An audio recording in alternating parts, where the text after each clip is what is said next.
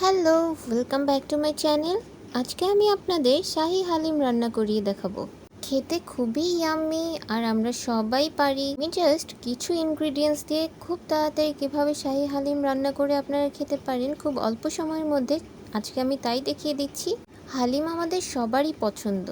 রাঁধুনি Halim mix use করে আমরা খুব তাড়াতাড়ি খুব অল্প সময়ে হালিম রান্না করতে পারি। সো চলুন আমরা কী কী ইনগ্রিডিয়েন্টস দিয়ে রান্না করছি। সবার প্রথমে আমি একটি প্যানে 4 টেবিল স্পুন সয়াবিন তেল নিয়ে নিচ্ছি। আপনারা এখানে পরিমাণ মতো কম বেশি করে নিতে পারবেন।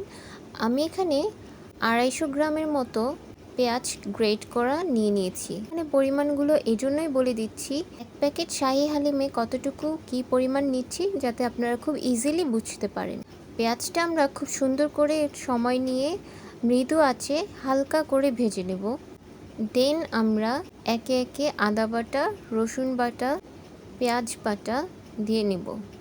মশলাগুলো খুব সুন্দর করে কষিয়ে নিতে হবে।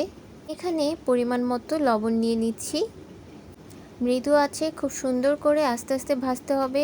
দেন আমি শুকনো লঙ্কা গুঁড়ো, হলুদ গুঁড়ো, জিরে গুঁড়ো, ধনিয়া গুঁড়ো নিয়ে খুব সুন্দর করে, দেখতেই পাচ্ছেন মশলাগুলো যতক্ষণ না তেল উপরে আসছে ততক্ষণ আমি গিয়ে কষিয়ে নেব। হালকা একটু পানি দিয়ে দিচ্ছি, আমি এখানে কিন্তু হালকা গরম পানিটা ইউজ করেছি।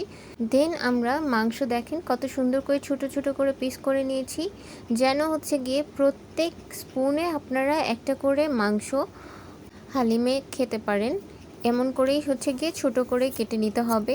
খুব সুন্দরভাবে আমি কেটে নিয়েছি। আর একটা হাড় নিয়ে নিয়েছি, অনেকের আবার হালিমে হাড় পছন্দ, তো আমি এটা নিয়ে নিয়েছি। দেখতেই পাচ্ছেন খুব সুন্দরভাবে গিয়ে কষিয়ে নিতে হবে। রাঁধুনি হালিম মিক্স পুরো প্যাকেটটাই আমি এখানে ফুটন্ত গরম পানিতে হাফ অ্যান আওয়ারের জন্য ভিজিয়ে নিচ্ছি।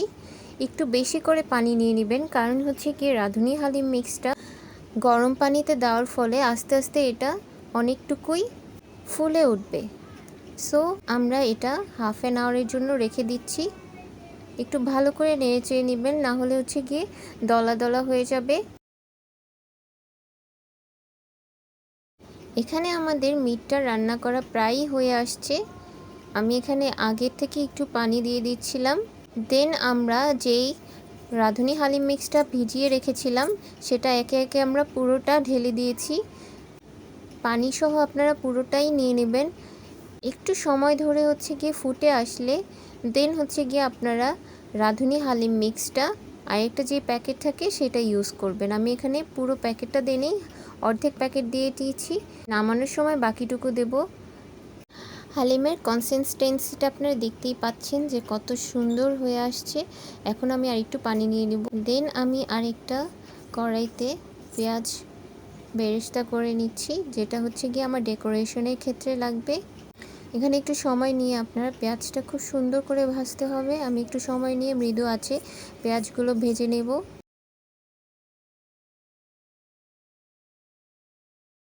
এদিকে আমার রাঁধুনি হালিম মিক্স প্রায় হয়ে এসেছে। আমি এখানে রসুন কুচি দিয়ে সুন্দর করে গিয়ে হালিমটা রেডি করব। আর দেখতেই পাচ্ছেন ডেকোরেশনের জন্য আমি এখানে শসা, কাঁচামরিচ, ধনিয়া পাতা, আদা কুচি নিয়ে নিয়েছি। আমার কিন্তু বেরেস্তা করা হয়ে গিয়েছে। আমি কিন্তু বেরেস্তাতে একটু চিনি ইউজ করি, জাস্ট মিষ্টি একটা ফ্লেভার আনার জন্য। সো দেখতেই পাচ্ছেন কতটা সুন্দর হয়েছে, হ্যাঁ, আর কনসিস্টেন্সিটা কতটা ঘন হয়েছে, কতটা ইয়ামি। আপনাদের আসলে আমি এখন খাইয়ে দেখিয়ে দিতে পারছি না, বাট গিয়ে আপনারা অবশ্যই বাসায় বানিয়ে খাবেন। আর গিয়ে কমেন্টসে অবশ্যই জানাবেন কেমন হয়েছে। So if you like my video, please like and subscribe my channel. Thanks for watching my video. Thank you.